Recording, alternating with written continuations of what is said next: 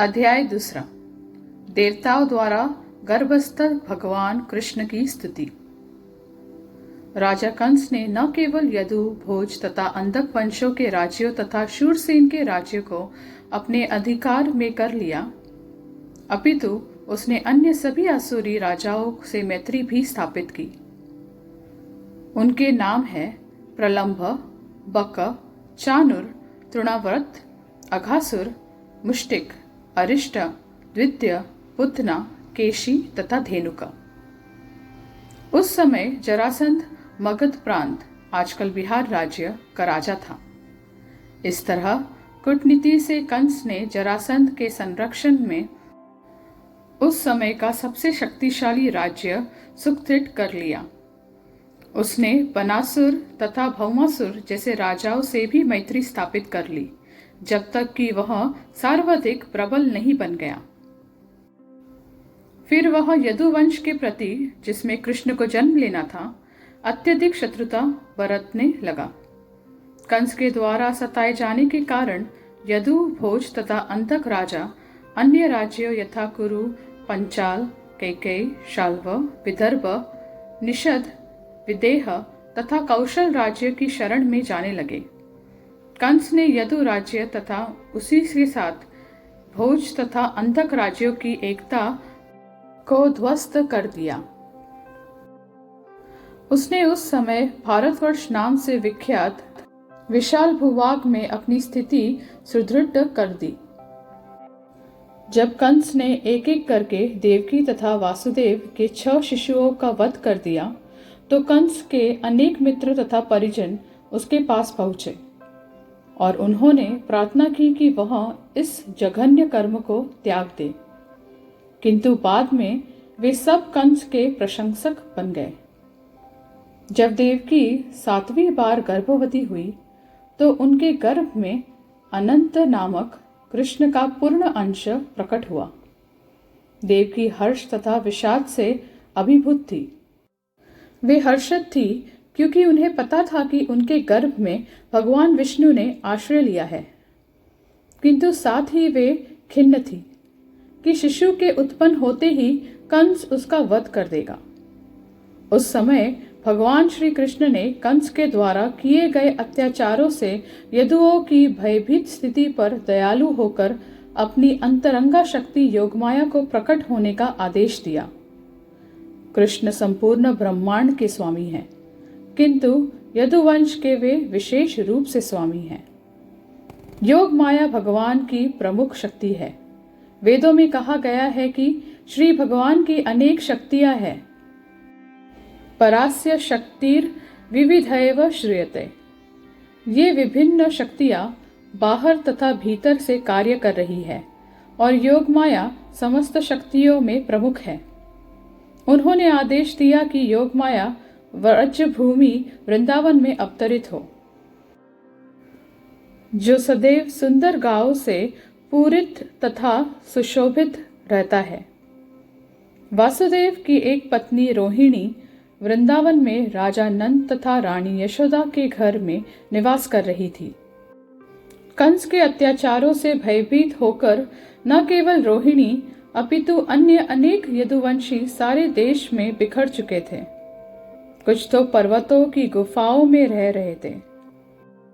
अतः भगवान कृष्ण योग माया से इस प्रकार बोले, देवकी तथा वासुदेव कंस के कारागार में बंदी है और इस समय मेरा पूर्ण अंश शेष देवकी के गर्भ में है। तुम शेष को देवकी के गर्भ से रोहिणी के गर्भ में स्थानांतरित कर सकती हो। इस व्यवस्था के बाद मैं अपनी समस्त शक्तियों के सहित स्वयं देवकी के गर्भ में अवतरित होने जा रहा हूँ। फिर भी देवकी तथा वासुदेव के पुत्र के रूप में प्रकट होऊंगा। जब तुम वृंदावन में नंद यशोदा की पुत्री के रूप में प्रकट होना।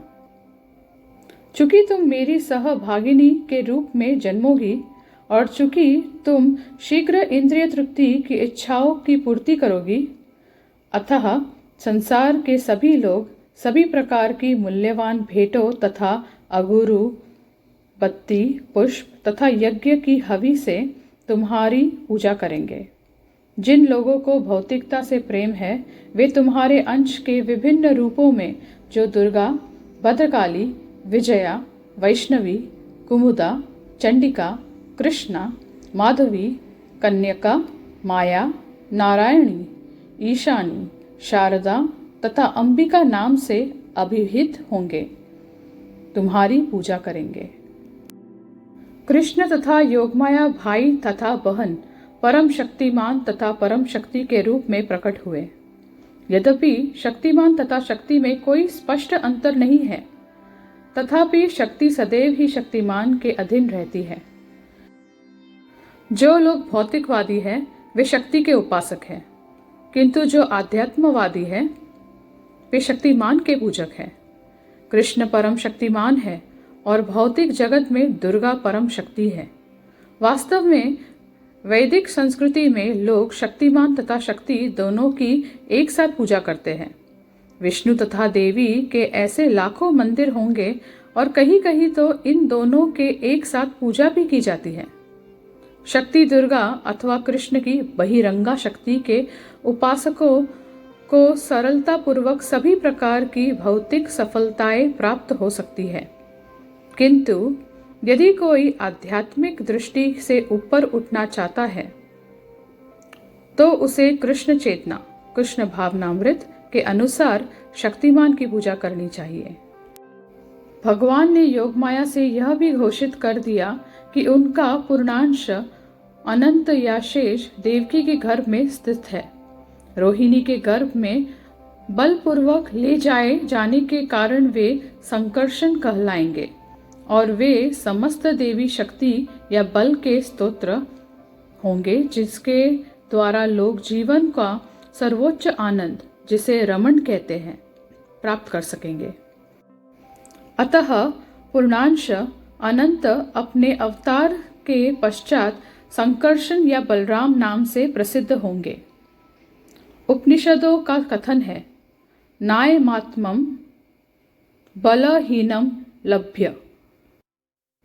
तात्पर्य यह कि कोई परमेश्वर या किसी प्रकार के आत्म साक्षात्कार के परम स्तर को तब तक प्राप्त नहीं कर सकता जब तक बलराम की पर्याप्त कृपा न हो। बल का अर्थ शारीरिक शक्ति नहीं है, न ही शारीरिक शक्ति से किसी को आध्यात्मिक सिद्धि मिल सकती है। उसमें आध्यात्मिक शक्ति होनी चाहिए जो बलराम या संकर्षण द्वारा प्रदत्त की जाती है। अनंत या शेष उस शक्ति का स्रोत है जो समस्त लोकों को उनकी विविध स्थितियों में धारण किए रहती है। भौतिक रूप से धारण करने की यह शक्ति गुरु तत्वाकर्षण कहलाती है, किंतु वास्तव में यह संकर्षण शक्ति का ही प्रदर्शन है। बलराम या संकर्षण आध्यात्मिक शक्ति या आदि गुरु है। अतः भगवान नित्यानंद प्रभु, जो बलराम के अवतार भी है, आदि गुरु है और गुरु भगवान बलराम का प्रतिनिधि होता है, जो आध्यात्मिक शक्ति प्रदान करता है।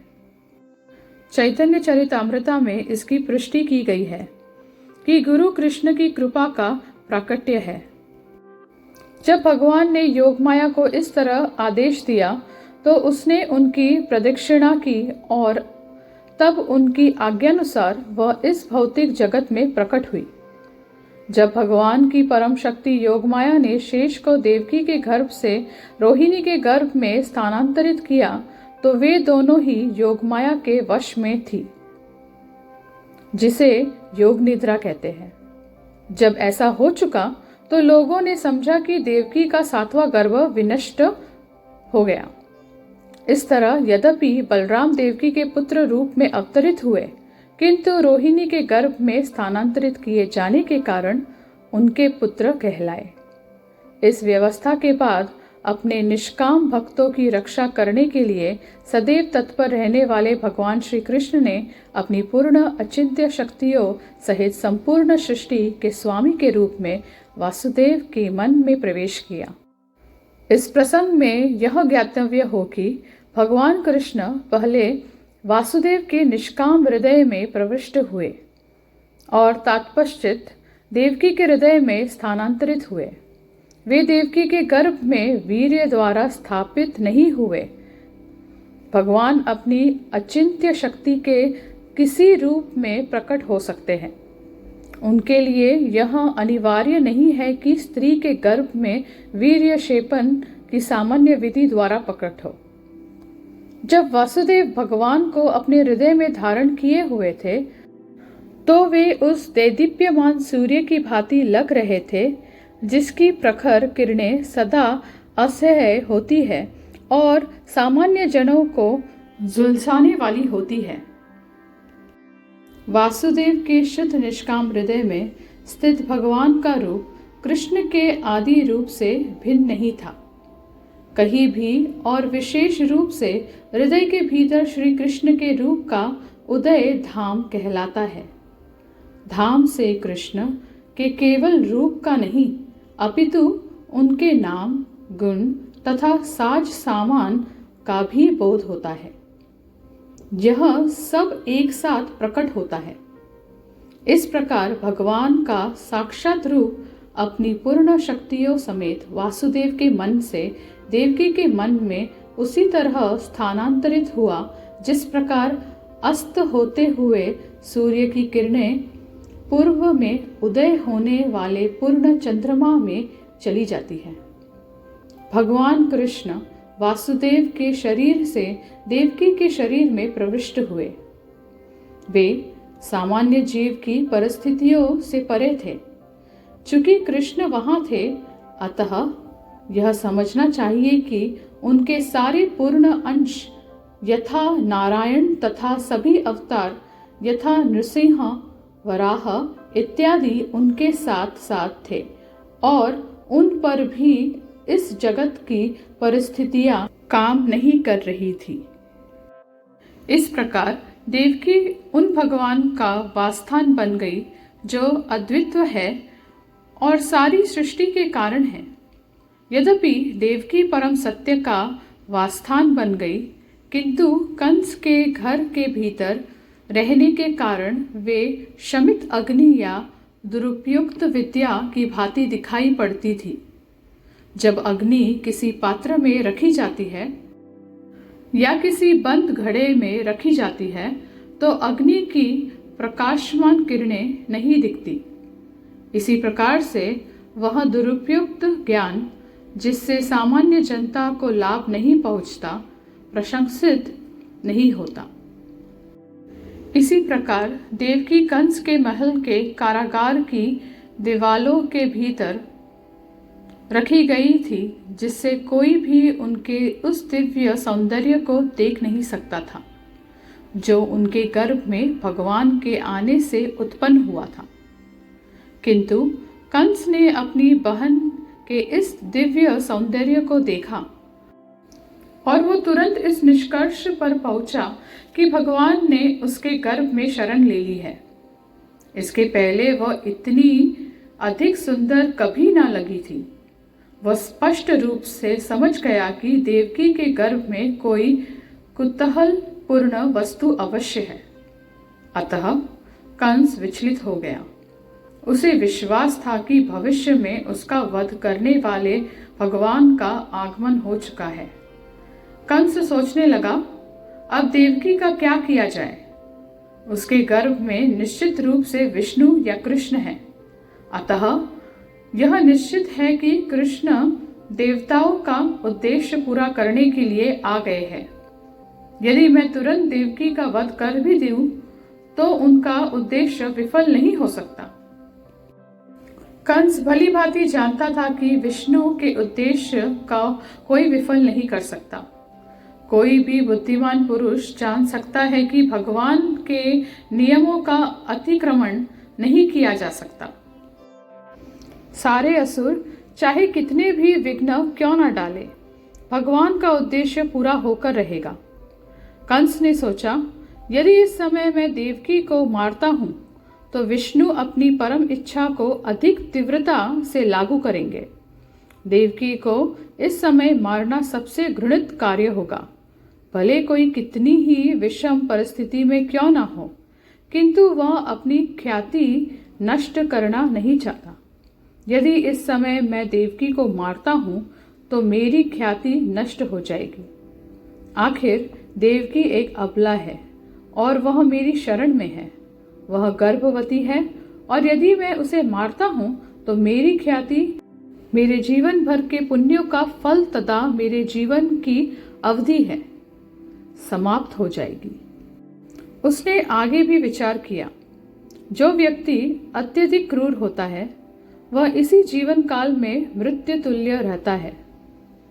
क्रूर पुरुष अपने जीवन काल में किसी को प्रिय नहीं होता और उसकी मृत्यु के बाद लोग उसे कोसते हैं।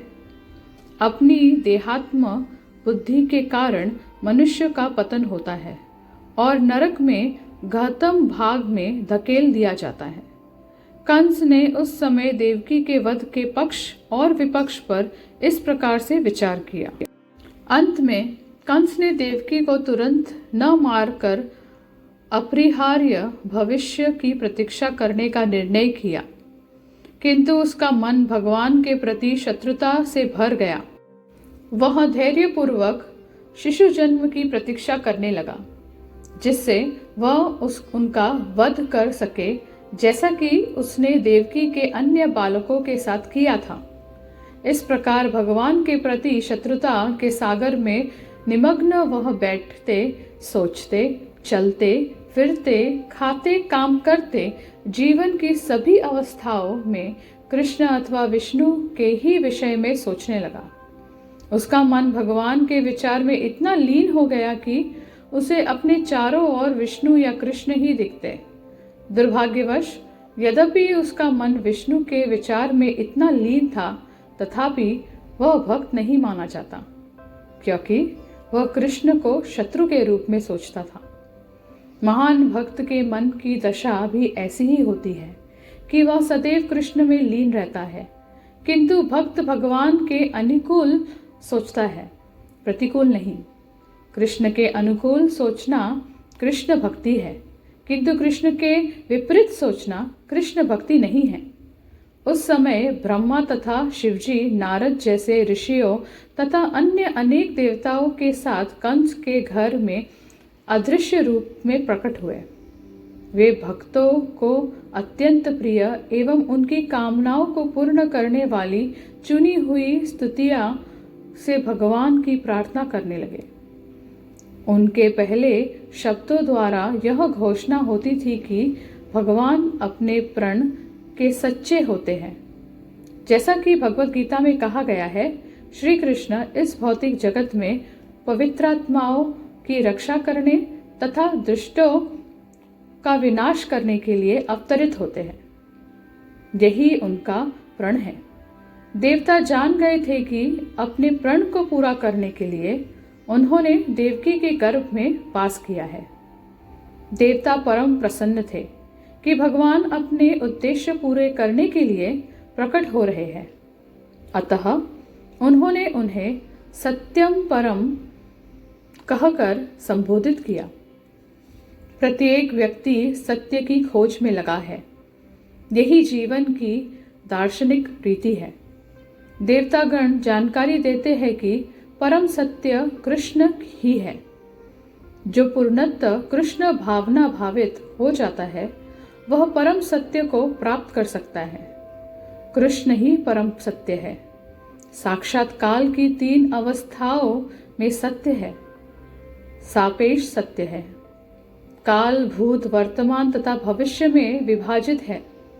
भौतिक जगत में प्रत्येक वस्तु परम काल द्वारा भूत, वर्तमान तथा भविष्य के द्वारा नियंत्रित हो रही है, किंतु सृष्टि के पूर्व कृष्ण विद्यमान थे।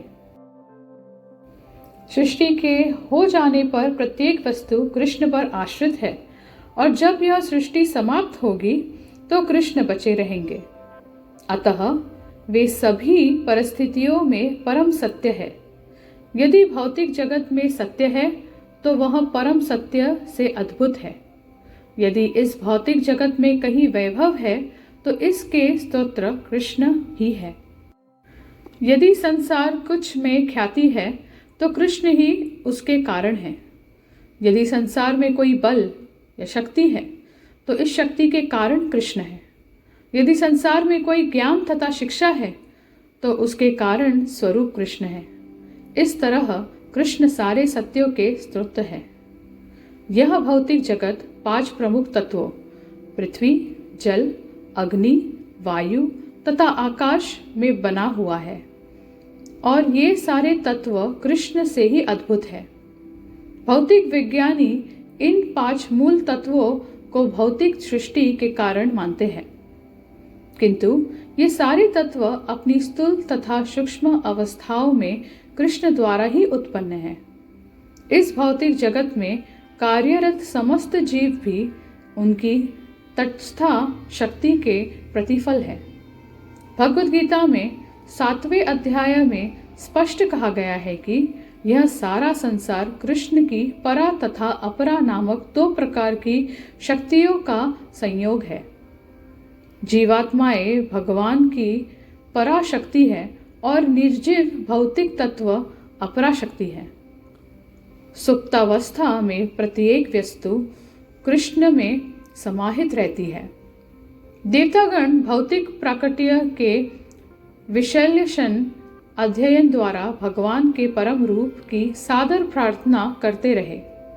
यह भौतिक प्राकट्य क्या है? यह एक वृक्ष के समान है। वृक्ष भूमि पर खड़ा रहता है।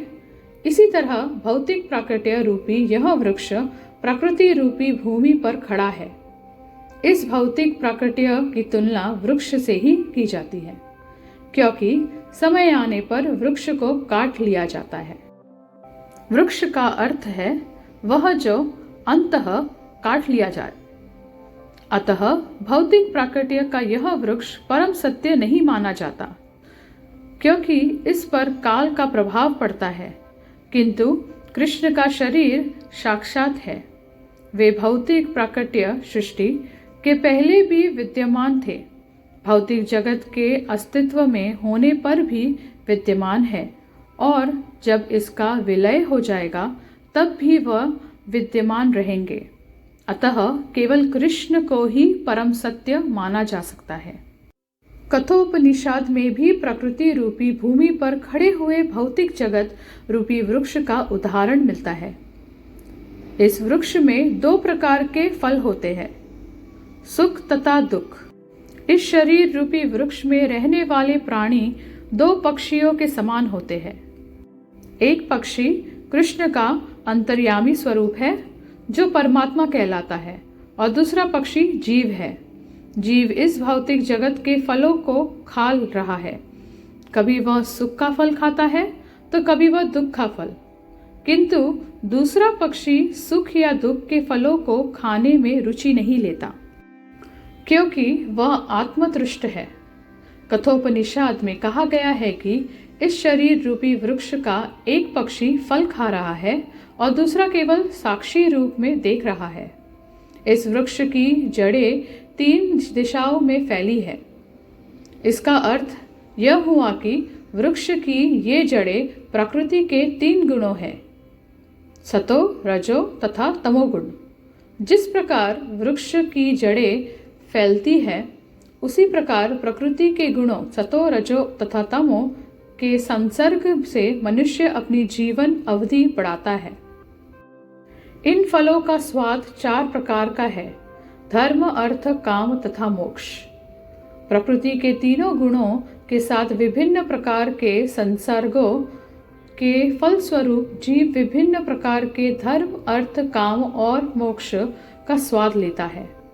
व्यवहारिक रूप में सारा भौतिक कार्य अज्ञान तमोगुण में किया जाता है, किंतु 3 प्रकार के गुणों होने के कभी कभी यह अज्ञान तमोगुण सतो या रजोगुण से आच्छादित रहता है। इन भौतिक फलों का स्वाद 5 इंद्रियों द्वारा ग्रहण किया जाता है। 5 इंद्रियां जिनके द्वारा ज्ञान अर्जित किया जाता है। 6 प्रकार के कोडों दोषों से प्रभावित होती है, शोक, मोह, दुर्बलता, मृत्यु, भूख तथा प्यास। यह भौतिक शरीर या भौतिक जगत 7 कोशों आवरणों से ढका है। त्वचा, पेशी, मांस, मज्जा, अस्थि, वसा तथा वीर्य। वृक्ष की 8 शाखाएं हैं, पृथ्वी, जल, अग्नि, वायु, शून्य, आकाश, मन, बुद्धि तथा अहंकार। इस शरीर में 9 द्वार है, 2 आंखें, 2 नथुने, 2 कान, 1 मुंह, 1 शीशन, 1 गुदा। और इस शरीर के भीतर 10 प्रकार के आंतरिक वायु है, प्राण, आपान, उदान, व्यान, समान इत्यादि। जैसा कि ऊपर कहा गया है, इस वृक्ष पर बैठे 2 पक्षी जीवात्मा तथा अंतर्यामी भगवान है। यहाँ पर वर्णित भौतिक जगत के मूल कारण भगवान ही है। वे अपना विस्तार करते हैं और भौतिक जगत के 3 गुणों को अपने अधिकार में करते हैं। विष्णु सतोगुण को संभालते हैं, ब्रह्मा रजोगुण को और शिवजी तमोगुण का भार ग्रहण करते हैं। ब्रह्मा रजोगुण से इस सृष्टि को उत्पन्न करते हैं, विष्णु सतोगुण से इसका पालन करते हैं और शिवजी तमोगुण से इसका संहार करते हैं। अतः संपूर्ण सृष्टि परमेश्वर पर आश्रित है। वे ही इसकी उत्पत्ति, पालन तथा संहार के कारण हैं। और जब इस संपूर्ण सृष्टि का विलय हो जाता है तो भगवान की शक्ति के रूप में यह सूक्ष्म सृष्टि भगवान के शरीर के भीतर स्थित रहती है। देवताओं ने स्तुति की। इस समय परमेश्वर कृष्ण इस जगत के पालन हेतु जन्म ले रहे हैं। वास्तव में परम कारण एक ही है, किंतु प्रकृति के 3 गुणों के द्वारा भ्रमित हो जाने के कारण अल्पज्ञानी व्यक्ति समझते हैं कि यह जगत विभिन्न कारणों से प्रकट हो रहा है। जो बुद्धिमान हैं वे देख सकते हैं कि इसका कारण एक कृष्ण है। जैसा ब्रह्मा संहिता में कहा गया है, ईश्वर परम कृष्ण सर्व कारण कारणम। भगवान कृष्ण समस्त कारणों के कारण हैं। ब्रह्मा सृष्टि के लिए नियुक्त किए गए हैं, एजेंट है। विष्णु पालन के लिए कृष्ण के अंश है और शिवजी विलय के लिए कृष्ण के अंश है। देवताओं ने स्तुति की, हे स्वामी, आपके साक्षात स्वरूप को समझ पाना दुष्कर है। सामान्य जन आपके वास्तविक रूप को समझने में अक्षम रहते हैं। अतः आप अपना आदि साक्षात रूप प्रकट करने के लिए स्वयं अवतार ले रहे हैं। लोग किसी तरह आपके विभिन्न अवतारों को तो समझ सकते हैं, किंतु 2 भुजाओं वाले कृष्ण के साक्षात रूप को मनुष्य के बीच उन्हीं के समान विचरण करते देख उलझन में पड़ जाते हैं। आपका ये साक्षात रूप भक्तों के दिव्य आनंद को बढ़ाता रहता है, किंतु अभक्तों के लिए यह घातक है। जैसा कि भगवत गीता में कहा गया है, कृष्ण साधु के लिए अत्यंत मोहक है, परित्राणाय साधुनाम। किंतु यह रूप असुरों के लिए अत्यंत घातक है, क्योंकि कृष्ण असुरों के वध के लिए अवतरित होते हैं। अतः वे एक ही साथ भक्तों के लिए मोहक और असुरों के लिए घातक है। हे कमल के समान नेत्रों वाले प्रभु, आप शुद्ध सत्व के स्तोत्र है। ऐसे अनेक ऋषि हैं जिन्होंने केवल समाधि के द्वारा या आपके चरण कमलों के आध्यात्मिक ध्यान के द्वारा और इस तरह आपके विचार में लीन रहकर प्रकृति द्वारा उत्पन्न अज्ञान के महासागर को गोखुर में समाने वाले जल के समान बना दिया है। ध्यान का उद्देश्य मन को भगवान के चरण कमलों में प्रारंभ करके उन पर केंद्रित करना है। भगवान के चरण कमलों के ध्यान से ही बड़े बड़े मुनि इस विशाल भवसागर को बिना कठिनाई से पार कर लेते हैं। हे स्वयं प्रकाशित, जिन महान संतों ने आपके चरण कमलों की दिव्य नाव के सहारे अज्ञान सागर को पार कर लिया है, वे उस नाव को अपने साथ नहीं ले गए। वह अब भी इस पार पड़ी हुई है। यदि कोई नाव द्वारा नदी पार करता है तो वह नाव को भी उस पार लेता जाता है।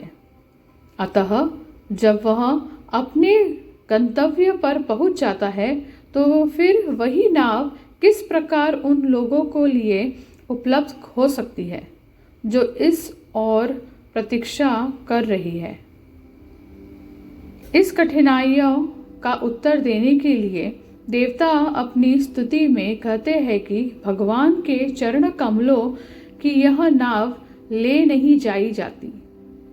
जो भक्तगण अब भी भवसागर के इस पार खड़े हैं वे दूसरी ओर जाने में समर्थ होते हैं, क्योंकि शुद्ध भक्त सागर को पार करते समय उसे अपने साथ नहीं ले जाते। जब कोई इस नाव के पास जाता है तो भौतिक अज्ञान का सारा समुद्र सिमटकर गोपद में समा जाता है। अतः भक्तों को दूसरी ओर जाने के लिए नाव की आवश्यकता ही नहीं पड़ती, वे तुरंत समुद्र पार कर लेते हैं। चूंकि महान साधु पुरुष समस्त बद्ध जीवों के प्रति दयालु होते हैं, अतः नाव तब भी इस ओर पड़ी रहती है। कोई किसी समय उनके चरण बिंदों का ध्यान करके भौतिक अज्ञान के महासागर को पार कर सकता है। ध्यान का अर्थ है भगवान के चरण कमलों पर एकाग्रता। चरण कमल भगवान के सूचक है, किंतु जो निर्विशेषवादी है वे भगवान के चरण कमलों को नहीं मानते, अतः उनके ध्यान का विषय निराकार होता है। देवताओं का यह पक्का निर्णय है कि जो लोग शून्य या निराकार का ध्यान करने में रुचि रखते हैं वे अज्ञान के सागर को पार नहीं कर सकते। ऐसे लोग केवल यही सोचते हैं कि वे मुक्त हो गए हैं। हे कमल नेत्र प्रभु, उनकी बुद्धि कल्मशग्रस्त हो जाती है क्योंकि वे आपके चरण कमलों का ध्यान करने में असफल रहते हैं। इस उपेक्षा भाव के कारण निर्विशेषवादी संसार के बद्ध जीवन में पुनः आ गिरते हैं। भले ही कुछ काल के लिए वे निराकार साक्षात्कार के पद तक पहुंच जाए। निर्विशेषवादी ब्रह्मतेज में लीन होने के लिए कठिन तपस्या करते हैं, किंतु उनके मन भौतिक कल्मश से मुक्त नहीं होते। वे चिंतन की भौतिक विधियों का निषेध मात्र करते रहते हैं। इसका यह तात्पर्य कदापि नहीं है कि वे मुक्त हो चुके हैं। इस तरह वे नीचे गिर जाते हैं। भगवद गीता में कहा गया है कि निर्विशेषवादियों को चरम लक्ष्य की प्राप्ति के लिए महान यातनाएं सहनी पड़ती है। श्रीमद् भागवत के प्रारंभ में इसका भी उल्लेख है कि भगवान की भक्ति के बिना किसी को सकाम कर्मों के बंधन से मुक्ति प्राप्त नहीं हो सकती। भगवद गीता में भगवान कृष्ण और श्रीमद् भागवत में नारद मुनि का कथन है और यहाँ भी देवता इसकी पुष्टि करते हैं। जो लोग भक्ति नहीं करते उन्हें ज्ञान का चरम लक्ष्य ज्ञात नहीं रहता। ऐसे लोगों को आपकी कृपा प्राप्त नहीं होती। निर्विशेषवादी केवल यही सोचते हैं कि वे मुक्त हैं, किंतु वास्तव में उनमें भगवान के लिए कोई भावना नहीं होती। वे सोचते हैं कि जब कृष्ण इस जगत में आते हैं तो वे भौतिक शरीर धारण करते हैं। इस प्रकार वे कृष्ण के दिव्य शरीर की उपेक्षा कर देते हैं। भगवद गीता में इसकी पुष्टि हुई है। अवजनान्ति मामुडा। फलत निर्विशेषवादी भौतिक वासना पर विजय पाने तथा मुक्ति तक पहुंचने के लिए बावजूद नीचे गिर जाते हैं। यदि वे ज्ञान के लिए ही वस्तुओं को जानने में व्यस्त रहते हैं और भगवान की भक्ति नहीं करते तो उन्हें वांछित फल प्राप्त नहीं हो सकता। उनके हाथ लगता है केवल उनके द्वारा उठाया गया कष्ट, इससे अधिक कुछ नहीं। भगवद गीता में स्पष्ट कहा गया है कि ब्रह्म साक्षात्कार ही सब कुछ नहीं है।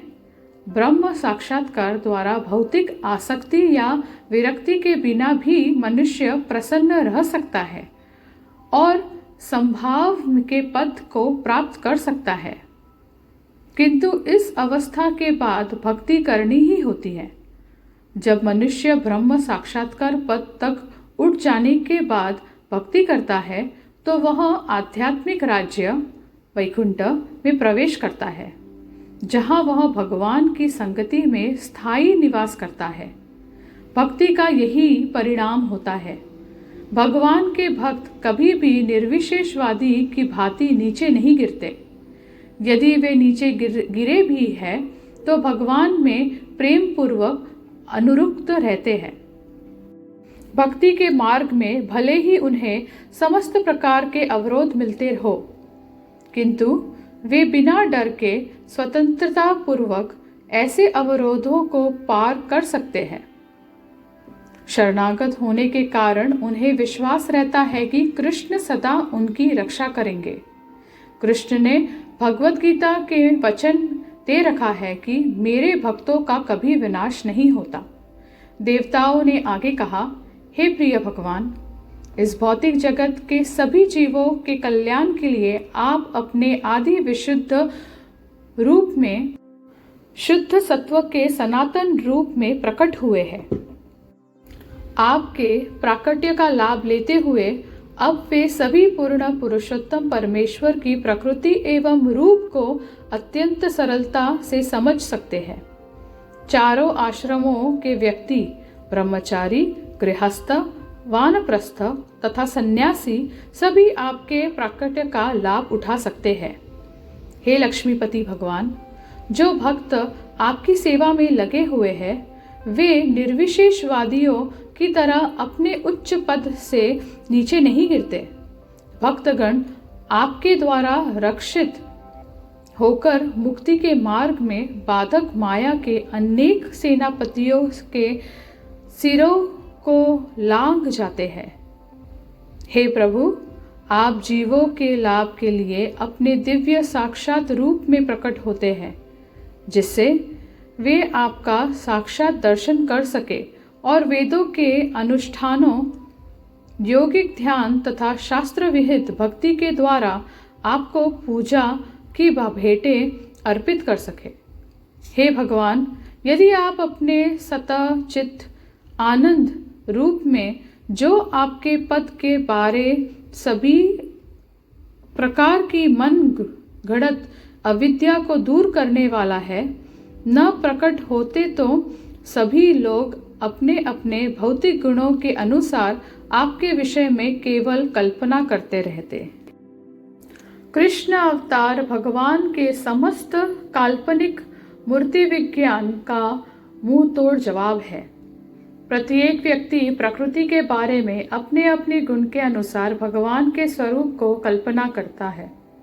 ब्रह्म संहिता में कहा गया है कि भगवान पुरातन पुरुष है, अतः कुछ धर्म अनुयायी कल्पना करते हैं कि ईश्वर अत्यंत प्राचीन होगा, अतः वे भगवान का अत्यंत वृद्ध पुरुष की भांति अंकित करते हैं।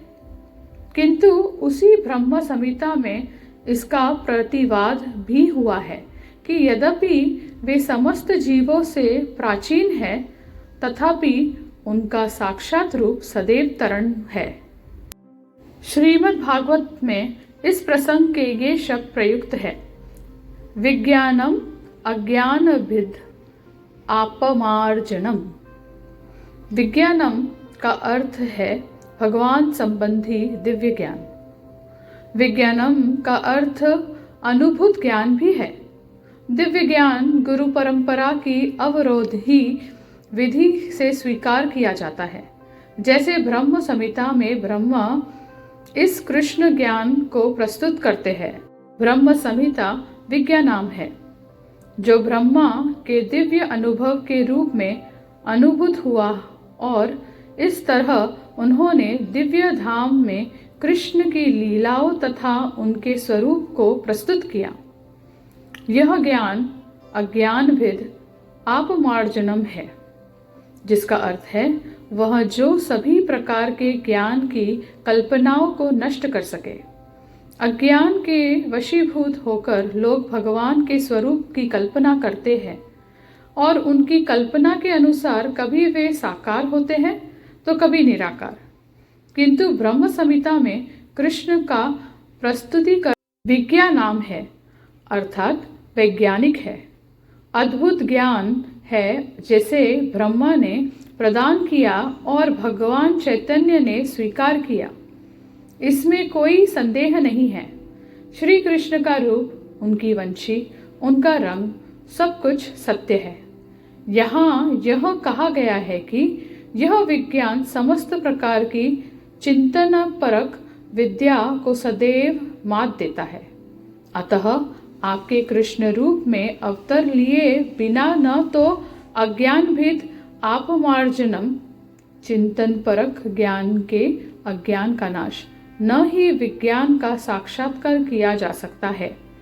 अज्ञान भेद आपमार्जनम, दूसरे शब्दों में आपके अवतार को काल्पनिक ज्ञान की अविद्या मिट जाएगी और भगवान ब्रह्मा जैसे अधिकारियों के अनुभूत ज्ञान की स्थापना होगी।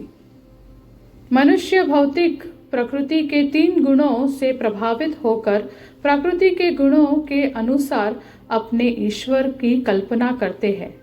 इस प्रकार ईश्वर को अनेक प्रकार से प्रस्तुत किया जाता है, किंतु आपके प्राकट्य से यह सिद्ध हो जाएगा कि ईश्वर का असली रूप क्या है। निर्विशेषवादियों की सबसे भयंकर भूल उनका यह विचार है कि जब भगवान अवतरित होते हैं तो वे सतोगुणी पदार्थ का रूप स्वीकार करते हैं। वस्तुतः कृष्ण या नारायण का रूप किसी भौतिक विचार के परे होता है।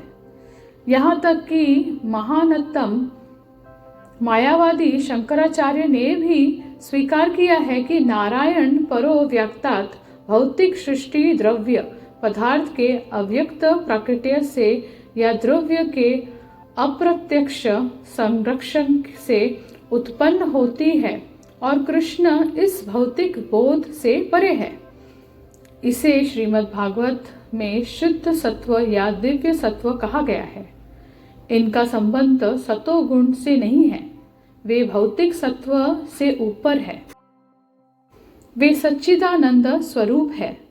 हे प्रभु, जब आप विभिन्न अवतारों में प्रकट होते हैं तो विभिन्न परिस्थितियों के अनुसार आप भिन्न भिन्न नाम और रूप धारण करते हैं। सर्व आकर्षक होने के कारण आपका नाम कृष्ण है। अपने दिव्य सौंदर्य के कारण आप श्याम सुंदर कहलाते हैं। श्याम का अर्थ है सांवला। फिर भी कहा जाता है कि आप हजारों कामदेवों से अधिक सुंदर हैं, कंदर्प कोटि कमनीय। यद्यपि आपका रंग श्याम बादल जैसा है, किंतु दिव्य परम होने के कारण आपका सौंदर्य कामदेव के कोमल शरीर से कई गुना आकर्षक है। कभी कभी आप गिरिधारी कह जाते हैं क्योंकि आपने गोवर्धन पर्वत धारण किया था। कभी कभी आप नंद नंदन वासुदेव या देवकी नंदन कहलाते हैं क्योंकि आप महाराज नंद या वासुदेव अथवा देवकी के पुत्र रूप में जन्म लेते हैं। निर्विशेषवादी सोचते हैं कि आपके अनेक नाम अथवा रूप आपके किसी विशिष्ट कार्य तथा गुण के कारण हैं, क्योंकि वे अपने को भौतिक प्रेक्षक दर्शक मानकर आपको स्वीकार करते हैं। हे प्रिय, आपकी प्रकृति, रूप तथा कार्यकलाप को कल्पना द्वारा नहीं जाना जा सकता। आपकी प्रकृति, दिव्य रूप, नाम तथा गुणों को समझने के लिए मनुष्य को पहले भक्ति करनी होगी। वस्तुतः जिस व्यक्ति में आपके चरण कमल की सेवा के लिए रंच भी रुचि होती है, वही आपकी प्रकृति, रूप तथा गुण को समझ सकता है। अन्य लोग लाखों वर्षों तक चिंतन करते रहते हैं पर भी आपकी वास्तविक स्थिति को एक अंश भी नहीं समझ पाते। दूसरे शब्दों में, अभक्त कभी भगवान कृष्ण को नहीं समझ सकते, क्योंकि योग माया का आवरण कृष्ण के वास्तविक स्वरूप को ढके रहता है। जैसा कि भगवत गीता में पुष्टि हुई है, नाहम प्रकाशम सर्वस्य। भगवान कहते हैं कि मैं हर एक के लिए प्रकाशित नहीं हूँ। जब कृष्ण ने अवतार लिया तो वे वस्तुतः कुरुक्षेत्र के युद्ध क्षेत्र में उपस्थित थे और सबों ने उन्हें देखा भी था, किंतु उनमें से हर एक व्यक्ति यह नहीं जान सका कि वे भगवान हैं। फिर भी उनकी उपस्थिति में मरने वाले प्रत्येक व्यक्ति को भव बंधन से पूर्ण मुक्ति मिली और वह वैकुंठ लोक को भेज दिए गए। हे भगवान, निर्विशेषवादी या अभक्त यह नहीं समझ सकते कि आपका नाम आपके रूप से अभिन्न है। चूंकि भगवान परम है, अतः उनके नाम तथा वास्तविक रूप में कोई अंतर नहीं है। भौतिक जगत में नाम तथा रूप में अंतर होता है। आम का फल आम के नाम से भिन्न होता है। कोई केवल आम की रट लगाकर आम का स्वाद नहीं पा सकता, किंतु भक्त जानता है कि भगवान के नाम तथा रूप में कोई अंतर नहीं। अतः वह हरे कृष्ण महामंत्र हरे कृष्णा कृष्ण कृष्णा हरे हरे, हरे राम राम राम हरे हरे का कीर्तन करता है और अपने आप को सदैव कृष्ण की संगति में अनुभव करता है। जो व्यक्ति परमेश्वर के परम ज्ञान में बहुत सिद्ध नहीं है, उन्हें भगवान कृष्ण अपनी दिव्य लीलाएं दिखलाते हैं। वे केवल भगवान की इन लीलाओं का ही चिंतन कर सकते हैं और पूरा लाभ उठा सकते हैं। चूंकि भगवान के दिव्य नाम तथा रूप में कोई अंतर नहीं होता, अतः इनकी दिव्य लीलाओं तथा उनके रूप में कोई अंतर नहीं होता। जो अल्प ज्ञानी है, यथा स्त्रियां, श्रमिक या वणिक वर्ग, उनके लिए व्यासदेव ने महाभारत की रचना की है। महाभारत में कृष्ण अपने विभिन्न कार्यकलापों के साथ विद्यमान है। महाभारत इतिहास है। अल्पज्ञानी लोग श्री कृष्ण की दिव्य लीलाओं के अध्ययन, श्रवण तथा स्मरण मात्र से ही क्रमशः शुद्ध भक्त के पद को प्राप्त होते हैं। शुद्ध भक्त जो कृष्ण के दिव्य चरण कमल के विचार में सदैव लीन रहते हैं और सदैव पूर्ण कृष्ण भावनामृत में रहते हुए कृष्ण भक्ति में लगे रहते हैं, उन्हें कभी भी इस जगत में रहते हुए नहीं मानना चाहिए। श्रील रूप गोस्वामी ने कहा है कि जो लोग मनसा वाचा कर्मणा कृष्ण भक्ति में लगे रहते हैं, उन्हें इसी शरीर में रहते हुए भी मुक्त हुआ मानना चाहिए। भगवत गीता में इसकी पुष्टि की गई है। जो व्यक्ति भगवान की भक्ति में लगे हुए हैं, उन्होंने पहले ही भवसागर को पार कर लिया है। श्री कृष्ण भक्तों तथा अभक्तों को समान रूप से जीवन का अंतिम लक्ष्य प्राप्त करने की अवसर देने के लिए प्रकट होते हैं। भक्तों को भगवान का साक्षात दर्शन करने तथा उन्हें पूजने का अवसर प्राप्त होता है। जो लोग उस पद को प्राप्त नहीं है, उन्हें उनके कार्यकलापों से परिचित होने तथा उनके ही समान पद तक उठने का अवसर प्राप्त होता है। हे प्रिय प्रभु, हे सर्वोपरि नियंता, आपके पृथ्वी पर प्रकट होने पर कंस तथा जरासंध जैसे सभी असुर नष्ट हो जाएंगे और सारा जगत सौभाग्य से व्याप्त हो जाएगा। जब आप इस ग्रह पर चलते हैं, तब आपके पाद पद्मों के तलवे से भूमि पर छाप उठेगी, जैसे कि ध्वज, त्रिशूल तथा बिजली। इस प्रकार आप पृथ्वी एवं स्वर्ग लोक में रहने वाले हम सभी पर भी कृपा करेंगे, क्योंकि हमें उन चिन्हों को देखने का सौभाग्य प्राप्त होगा। देवताओं ने आगे कहा, हे प्रभु, आप अजन्मा हैं, अतः आपके प्रकट होने का यदि कोई कारण हो सकता है तो वह आपकी आनंददायक लीलाएं ही है। यद्यपि भगवान के प्रकट होने के कारण भगवत गीता में बताया गया है, वे भक्तों की रक्षा करने तथा अभक्तों का विनाश करने के लिए अवतरित होते हैं, किंतु वस्तुतः वे अपने भक्तों से आनंद मिलन के लिए अवतरित होते हैं, अभक्तों के विनाश के लिए नहीं। ये अभक्त तो प्रकृति के मात्र एक ठोकर के द्वारा ही विनष्ट कर दिए जाते हैं।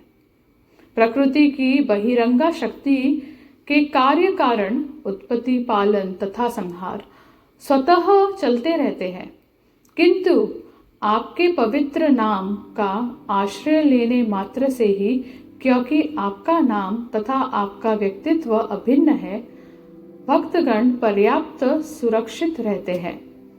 जब भगवान अवतरित होते हैं तो भक्तों की सुरक्षा तथा अभक्तों का विनाश वास्तव में भगवान के कार्य नहीं होते। ये तो उनके दिव्य मनोविनोद के लिए है। उनके अवतार लेने का कोई अन्य कारण नहीं हो सकता। हे प्रभु, आप यदुवंश में सर्वश्रेष्ठ के रूप में प्रकट हो रहे हैं और हम आपके चरण कमलों में अपना सादर विनम्र नमस्कार कर रहे हैं। इस अवतार के पहले आप मत्स्य, अश्व, कूर्म, अर्ध पुरुष, अर्ध सिंह, वराह, हंस, भगवान रामचंद्र, परशुराम इत्यादि अनेक अवतार ले चुके हैं।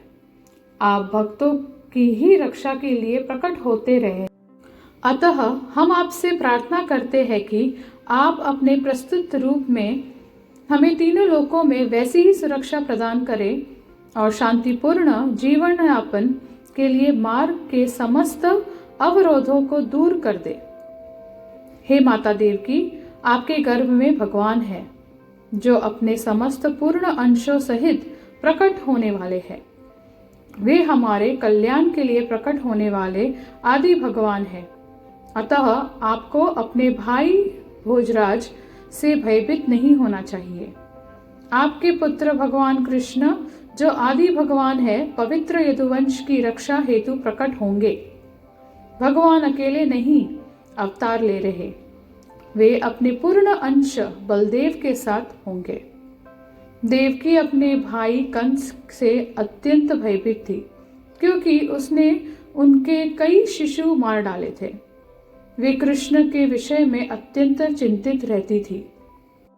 विष्णु पुराण में कहा गया है कि देवकी को सांत्वना प्रदान करने के लिए सभी देवता अपनी पत्नियों सहित उनसे मिलते रहते और प्रोत्साहित करते रहते कि वे डरे नहीं कि उनके पुत्र को कंस मार देगा।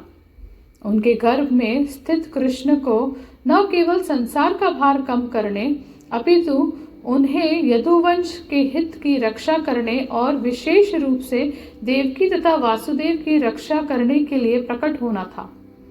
ऐसा माना जाता है कि कृष्ण को वासुदेव के मन से देवकी के मन में और फिर वहां से उनके गर्भ में स्थानांतरित कर दिया गया था।